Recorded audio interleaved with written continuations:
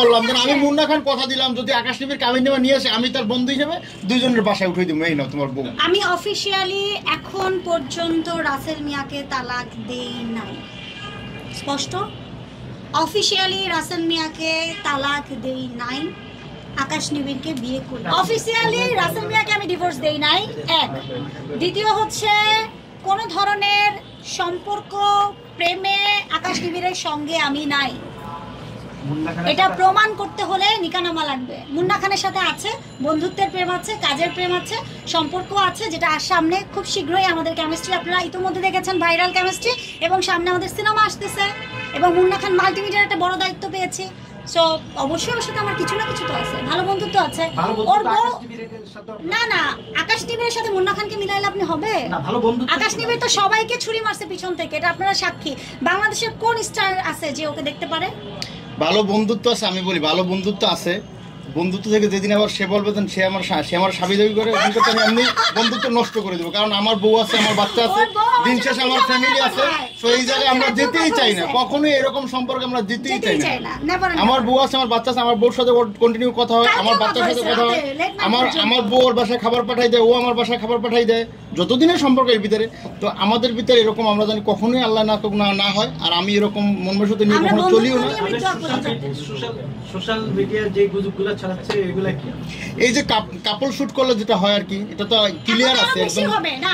শুনেন রিয়াজ ভাই, আপনি হলিউড বলিউডে দেখবেন যে কাপল সিনেমা যখন আসে তার সিনেমার প্রমোশনই হয় যে কাপল জুটি বেঁধে একটা প্রোগ্রামে যাচ্ছে, হাত ধরে কোথাও যাচ্ছে, it's call A promotional part.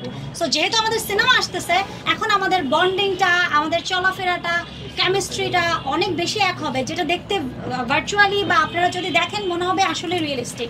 যেমন আপনারা ভিডিওটা দেখে সবাই ভাবছেন হাই হাই সত্যি মনে হয় মুন্না বর্ষা বিয়ে করে ফেলছে। আচ্ছা মুন্না ভাইয়ের স্ত্রী আপনার জন্য খাবার পাঠায়, পিঠা বানিয়ে পাঠিয়েছে। সেই খাবারটা কেমন হয় ভাই? খুবই মজা। আমি একটু আগে ছবি পাঠাইছি, ছবিটা দেখাও। অবশ্যই মিষ্টি পিঠা। ছবিটা দেখাও না। না অবশ্যই মিষ্টি পিঠা অনেক ভালো। খুবই মজা, আমার খুব ভালো লাগছে। না এটা তোমার পেজ। আপনি কি তারে ভাইরাল করবেন? আপনারা তাকে রিচ করাতে চাচ্ছেন? আপনারা সাংবাদিক হন কিন্তু ওই ভদ্রলোকের মতো হয়ে যান। আমি একটু বলতেছি 1 মিনিট। যখন ওই লোকটা যখন আমাকে ওর ভিডিওর অডিও রেকর্ডটা পাঠাইছে, আমি ওকে লিখছিলাম যে বেশি বেশি পোস্ট কর, বর্ষাকে নিয়ে বিজি থাক, দোয়া রইলো তোর জন্য, আমাকে আর SMS করিস না, তোদের পার্সোনাল প্রবলেম তুই বস, তোরা বস, এটা আমার টানিস না। দেখেন সেটাও কিন্তু আছে। ওর সাথে আমার সাথে কোনো পার্সোনাল দুশ্মনী নেই, আমার সাথে কোনো পার্সোনাল দুশ্মনী নেই কারোর সাথে। একটু কারেকশন করি। যে উকিলের কাছে গিয়েছে, সেই উকিলের কাছে গিয়েছিল শিবিরের এক নেতাকে নিয়ে মামলা করতে, বিয়ে করতে না। Let me finish. মামলা করতে, বিয়ে করতে না। এরই আপনার প্রশ্নের উত্তর, এর তো আর কিছু না। আপনি তো বললেন সেখানে বিয়ে করতে গেছে, বিয়ে করতে কেন যাবে? আপনার তো প্রশ্নটাই হলো না, এর জন্য আমি কারেকশন করে দিলাম। আমি অফিশিয়ালি এখন পর্যন্ত রাসেল মিয়াকে তালাক দেই নাই। স্পষ্ট, অফিশিয়ালি রাসেল মিয়াকে তালাক দেই নাই, আকাশ নিবিড়কে বিয়ে করি নাই। রাসেল মিয়ার তালাক দিতে রাসেল মিয়া বাইসে গেছে, শেষ আর কি। বলতেছে যে তাকে তালাক দিয়ে আপনাকে বিয়ে করছে, মানে আকাশ নিবিড়কে বিয়ে করছে। আর সে তো আমার জামাই শাস্তেছে, এখন এটা আপনারা বিশ্বাস করবেন না? বিয়ে করলে কাবিননামা নিয়ে এসো, বল দেখছি। আমি তো বললাম যে আমি মুন্না খান কথা দিলাম যদি আকাশ নিবিড় কাবিননামা নিয়ে আসে আমি তার বন্ধু হিসেবে দুইজনের বাসায় উঠিয়ে দিব। এই নাও তোমার বউ। কারণ আমাদের বন্ধুত্ব হিসেবে দেখাতে পারবে, আপনার কর্তব্য না। আপনার ভাইয়ের বউ, আপনার বন্ধুর বউ, আপনার তো একটা কর্তব্য আছে তাদের ভিতরে পার্সোনাল কোনো প্রবলেম থাকলে আছে না। তো যদি কাবিননামা নিয়ে আসে তো আমরা সবাই মিলে, আমরা নাইম ভাই, আমি শামীম ভাই, ওই তার কাকা আছে, তার ভাতিজা আছে, সবাই নিয়ে তার বাসায় যাই। রিয়াজ ভাই, আমি তার পার্সোনালি ভালো করেছি, রিয়াজ ভাই আছে, তাকে সবাই নিয়ে আমরা তার বাসায় দিব, জোর করে উঠিয়ে দিব প্রয়োজন ভাই। মুন্না ভাই চেতন না বসাবা।